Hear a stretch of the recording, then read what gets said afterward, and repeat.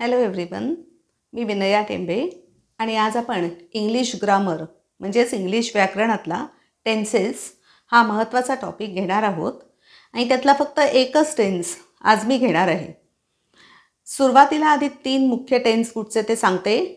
Present tense म्हणजे वर्तमान काळ, पास्ट टेन्स म्हणजे भूतकाळ आणि फ्युचर टेन्स म्हणजे भविष्यकाळ.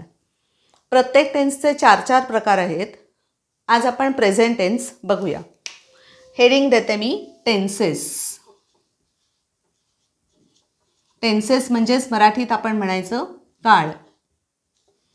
आणि आज आपण प्रेझेंट टेन्स घेणार आहोत. त्यातला फक्त पहिला प्रकार आज आपण बघतोय. प्रेझेंट टेन्स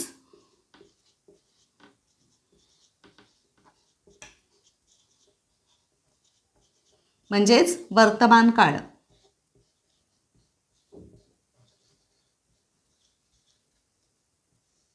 प्रेझेंट टेन्स म्हणजे वर्तमान काळ.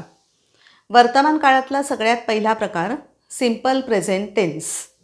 तो मी लिहिते. हेडिंग त्याचं पहिला प्रकार आहे हा simple present tense. Simple present tense. साधी सोपी वर्तमान काळातली वाक्य या प्रकारात येतात.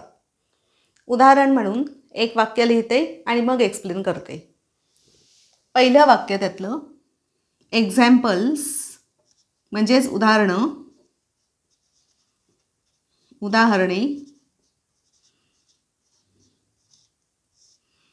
पहिलं मी घेते आय पासून सुरुवात होणारं.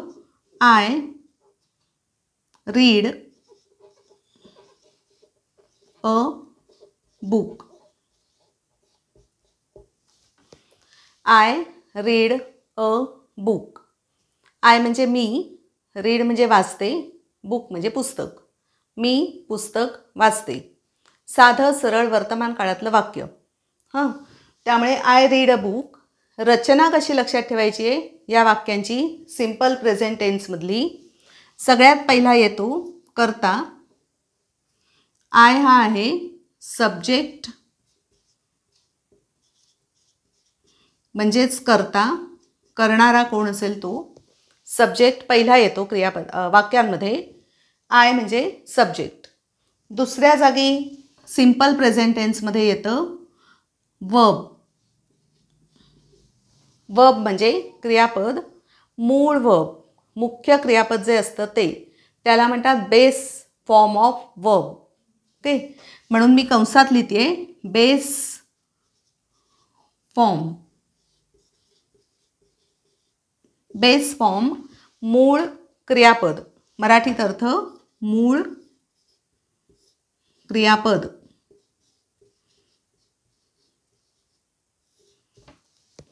हे मुख्य आहे रचना. पहिला घ्यायचं आहे सब्जेक्ट, दुसरं घ्यायचं आहे क्रियापद, पण ते मूळ क्रियापद. रीड म्हणजे रीड, नुसतं रीड. रीडिंग नाही, रीड्स येणार आहे, ते एक्सप्लेन नंतर करते. रीड हे मूळ क्रियापद फक्त आपल्याला घ्यायचं आहे. आणि त्याच्या पुढे येतं ऑब्जेक्ट. अ बुक हे आहे ऑब्जेक्ट म्हणजेच कर्म. फक्त कर्मच येतं असं नाही, तर काही जास्तीची माहिती वेगळी असेल, वेगळे शब्द काही असतील तरीसुद्धा ते नंतर येतात. म्हणून ही झाली रचना सिंपल प्रेझेंट टेन्स या काळातली. आता सिंपल प्रेझेंट टेन्स कधी वापरायचा, उपयोग काय त्याचा, तर सगळ्यात पहिला उपयोग खूप महत्त्वाचा, रोजची क्रिया. रोज करायची क्रिया या काळातून आपण म्हणायची असते. म्हणजे जर मला म्हणायचं असेल मी रोज सकाळी लवकर उठते, तर रोज सकाळी लवकर उठते म्हटल्यावर ती रोजची क्रिया आहे आणि म्हणून आपण ह्या काळानुसार या रचनेत वाक्य बनवायचं. फक्त आता आपण आय एकदा घेतलं आहे म्हणून आपण ही घेऊया. ओके, म्हणजे जरा वेगळा फरक पडतो म्हणून मी ही घेऊन दाखवते. वाक्य मी म्हणणार आहे तो रोज सकाळी लवकर उठतो. तो म्हणजे ही. उठणं क्रियापद आहे गेट. फक्त लक्षात गोष्ट ठेवण्यासारखी ही, शी आणि इट ही 3 आली की त्या मूळ क्रियापदाला एस किंवा ई एस हा प्रत्यय लागतो. म्हणून इथे ही आल्यामुळे, करता ही असल्यामुळे गेटला गेट्स असं लागलं, एस लागला. ही गेट्स, नुसतं गेट्स नाही येते, ही गेट्स अप पूर्ण क्रियापदे. ही गेट्स अप. लवकर म्हणजेच अर्ली, सकाळी म्हणजेच in the morning.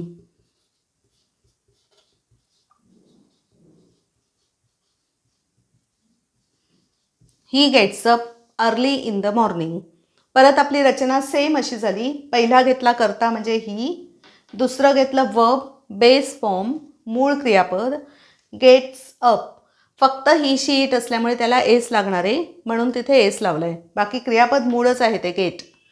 He gets up early in the morning. सकाळी लवकर उठतो. रोजची क्रिया I brush my teeth, I take a bath, I eat my lunch, I have my breakfast. कुठचंही असेल तिथे मूळ क्रियापद. हे महत्त्वाचं. हा झाला पहिला उपयोग. रोजची क्रिया यातून सांगितली जाते. आता दुसरा उपयोग मी सांगते आहे, पण तो सांगण्यासाठी बोर्ड मला फक्त क्लिअर करावा लागेल. त्यामुळे हे एकदा फक्त रिपीट करते आणि मग पुढे जाते बोर्ड स्वच्छ करून पुसून. टेन्सेसमधला आपण घेतला प्रेझेंट टेन्स. त्यात 4 प्रकार आहेत. पहिला प्रकार आपण आज घेतो आहे सिम्पल प्रेझेंट टेन्स.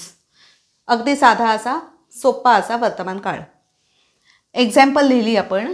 पहिलं एक्झाम्पल मी लिहिलं आय रीड अ बुक आणि त्यानुसार ते एक्सप्लेन केलं. रचना कशी आहे ती. कशी रचना? पहिला घेतला करता, दुसरं घेतलं वर्ब बेसल फॉर्ममधलं म्हणजे मूळ क्रियापद घेतलं जसं आहे तसं, म्हणून रीड. अ बुक ऑब्जेक्ट म्हणजेच कर्म किंवा इतर काही जास्तीची माहिती, जास्तीचे शब्द असतील वाक्यात ते त्यानंतर येणार आहेत तिसऱ्या जागी. ही झाली रचना सिम्पल प्रेझेंट टेन्स या काळाची. उपयोग आपण बघतोय आता खाली. सगळ्यात पहिला उपयोग आहे रोजची क्रिया या काळातून आपण व्यक्त करायची असते. म्हणून वाक्य मी घेतलं आय न घेता ही घेतला. He gets up early in the morning. ही हा झाला सब्जेक्ट म्हणजेच करता. गेट्स अप हे झालं क्रियापद. बेसल फॉर्म ऑफ वर्ब मूळ क्रियापद. फक्त ही, शी, इट असताना मूळ क्रियापदाला एस किंवा ई एस हा प्रत्यय लागतो. तसा तो इथे एस हा प्रत्यय लागला. अर्ली म्हणजे लवकर, इन द मॉर्निंग सकाळी. तो सकाळी लवकर उठतो. याचा अर्थ तो रोज सकाळी लवकर उठतो. रोजची क्रिया आपण एक्सप्लेन केली त्याच्यातून, त्या रचनेतून. आता बोर्ड पुसून पुढचं सांगते.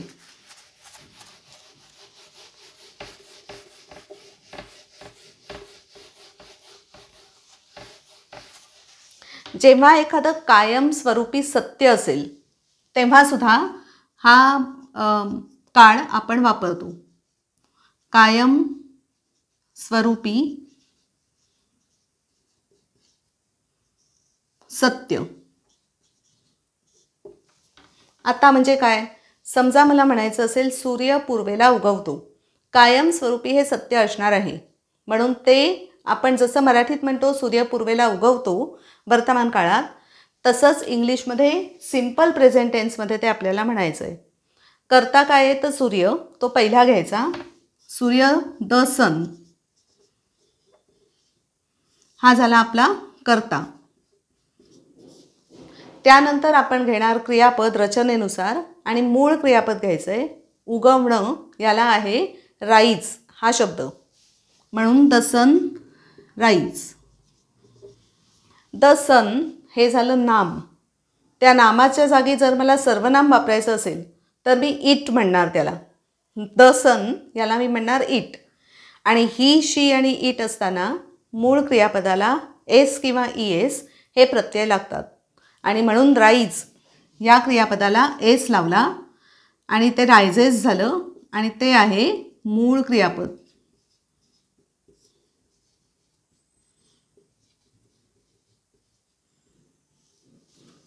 द सन रायझेस पूर्वेला, पूर्व दिशा ईस्ट आणि पूर्वेला म्हणजेच in the east. The sun rises in the east. हा जास्तीचा जो काही भाग आहे तो कर्ता आणि क्रियापदाच्या नंतर लिहायचा आहे. वाक्य झालं the sun rises in the east. सोपी आहेत. अजून एक असंच बघूया जागतिक सत्य असलेलं मूनबद्दल. द मून म्हणजे चंद्र कायम चमकत असतो म्हणूया, तर चमकणं याला शब्द आहे शाईन. The moon shines. परत एस लावला कारण द मून म्हणजेच इट, ही शी इटला क्रियापदाला एस लावायचा आहे किंवा ई एस लावायचा आहे, म्हणून द मून शाईन्स. रात्री चमकतो ॲट द नाईट. कधी चमकतो? रात्री. The moon shines at the night. अशा प्रकारे जे काही जागतिक असेल ते आपण ह्या सिम्पल प्रेझेंट टेन्समधून व्यक्त करायचं. अजून एक आहे की जेव्हा हिअर आणि देअर तिसरा उपयोग मी लिहिते. हिअर म्हणजे इथे किंवा देअर म्हणजे तिथे.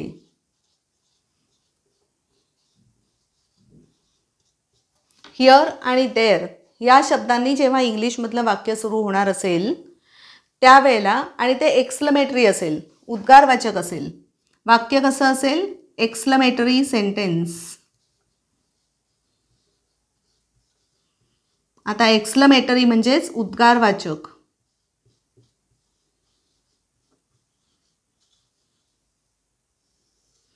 ओके. सेंटेन्स वाक्य उद्गारवाचक हवं, म्हणजे शेवटी उद्गारवाचक चिन्ह असलेलं वाक्य हवं. असं जर असेल आणि त्या वाक्याची सुरुवात जर हिअर किंवा देअर या शब्दांनी होणार असेल तर मध्ये जे क्रियापद येतं ते क्रियापद सिम्पल प्रेझेंट टेन्समधलं असतं. उदाहरण सांगते म्हणजे कळेल. हिअरवाला एक उदाहरण घेऊया. Here she comes. आणि हे उद्गारवाचक आहे म्हणून उद्गारवाचक चिन्ह म्हणजेच इंग्लिशमध्ये म्हणायचं exclamatory mark. Here she comes. वाक्याची सुरुवात झाली हिअरने, करता शी, कम्स क्रियापद, परत शी असल्यामुळे एस लागला, कमला मूळ क्रियापदाला एस लागला. त्याचप्रमाणे देअरवाला पण एक वाक्य बघूया. There he goes. Here she comes ती इथे आली, देअर ही गोज तो तिथे गेला. परत वाक्याची सुरुवात हिअर किंवा देअरने व्हायला हवी, तशी ती देअरने इथे झाली आहे. करता आपल्या रचनेनुसार, क्रियापद रचनेनुसार फक्त गो या क्रियापदाला ई एस हा प्रत्यय लागतो, म्हणून गोला ई एस लावला. मूळ क्रियापदाला ई एस हा प्रत्यय लावला. क्रियापद आपण मूळच घेतलं आहे, मूळ क्रियापद आहे त्याला ई एस हा प्रत्यय लागतो आहे. देअर ही गोज म्हणजेच तो तिथे गेला. उद्गारवाचक चिन्ह दोन्ही ठिकाणी, कारण असंच असेल तरच सिम्पल प्रेझेंट टेन्स त्या वाक्यांमध्ये लागतो. महत्त्वाची लक्षात ठेवायची गोष्ट इथे छोट्याशा ब्रॅकेटमध्ये लिहिते. जेव्हा ही किंवा शी किंवा इट असेल तेव्हा क्रियापदाला एस किंवा ई एस हा प्रत्यय लागतो. हा महत्त्वाचा रूल आहे, नियम आहे. हे झालं रचना आपली आणि त्यांचे उपयोग आज आपण बघितले सिम्पल प्रेझेंट टेन्स या काळातले. अजून मला या काळाबद्दल सांगायचं आहे. सगळी प्रोनाउन्स घेऊन, सगळी वेगवेगळी वाक्य घेऊन एकदा हा सिम्पल प्रेझेंट टेन्सबद्दलच मी अजून सांगणार आहे. पण आज मी तुम्हाला सिम्पल प्रेझेंट टेन्स याची रचना सांगितली, वाक्याचं स्ट्रक्चर कसं असतं ते सांगितलं आणि त्याचे 3 महत्त्वाचे उपयोग आहेत. म्हणजे ही वाक्य कधी वापरायची किंवा या काळातली वाक्य केव्हा तुम्ही वापराल ते मी आज सांगितलं. परत परत बघा, लक्षात ठेवायचा प्रयत्न करा, म्हणजे बोलतानासुद्धा तुम्हाला खूप उपयोगाचं पडेल. त्याचप्रमाणे शाळा कॉलेजच्या मुलांनाही अतिशय उपयोगाचं आहेच डेफिनेटली, मार्क मिळवण्यासाठी म्हणूनसुद्धा. म्हणून सगळ्यांसाठी उपयोगी असे हे व्हिडिओज आहेत. नक्की पाहत राहा आणि आजचा व्हिडिओ आवडला असेल तर नक्कीच लाईक करा, शेअर करा आणि सबस्क्राईब करा. Thank you very much. बाय.